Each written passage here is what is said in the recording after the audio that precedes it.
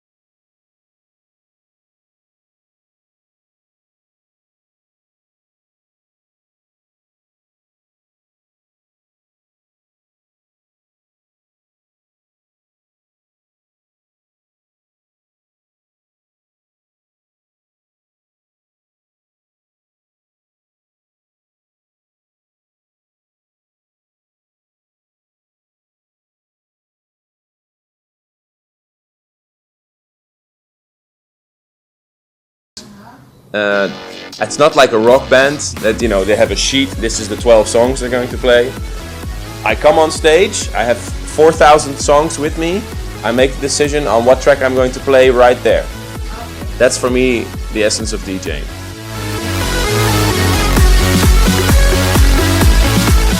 No, it's great. I mean, if I have a weekly radio show, and every week we monitor the activity on social media, on emails and everything.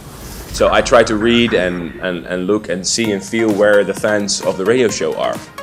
And very often the radio show, the normal radio show on Thursdays, trends here in Indonesia. So it means that a lot of people are listening. And this is really great. So there's a lot of fans here for this music. And this is great. It means that trance music, or whatever you want to call it, it's really popular right here.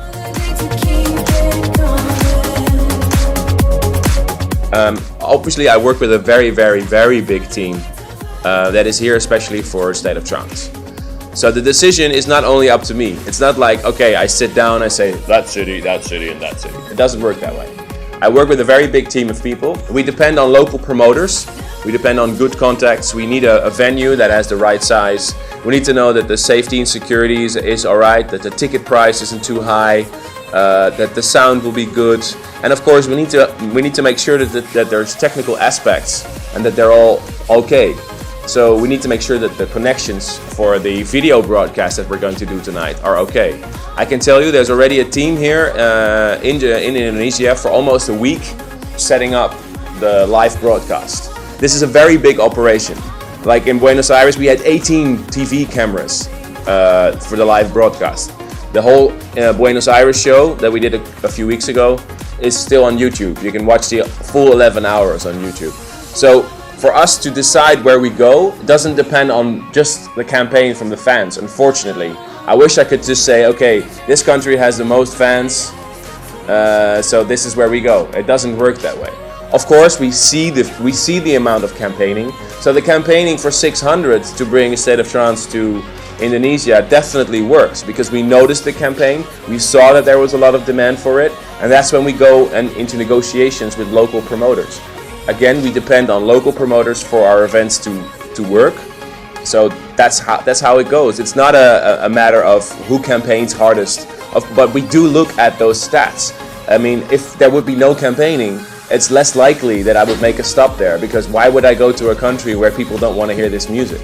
So we saw the campaigning for 600, and it did give us an argument to say, okay, for 650 we're definitely going to look into coming to Indonesia and see if the fans are ready for it. And now we're here.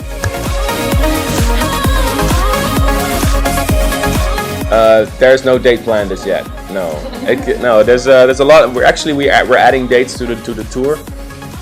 So if you keep watching the website, that's all I can say. Again, also for ARMIN only, which is a completely different concept. We depend on local promoters. We depend on the availability of special equipment that we use for the show.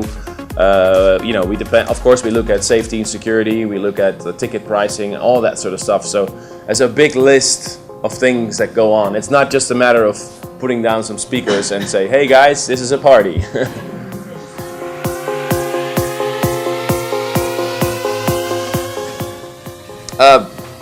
Well, I'm glad that you see it this way.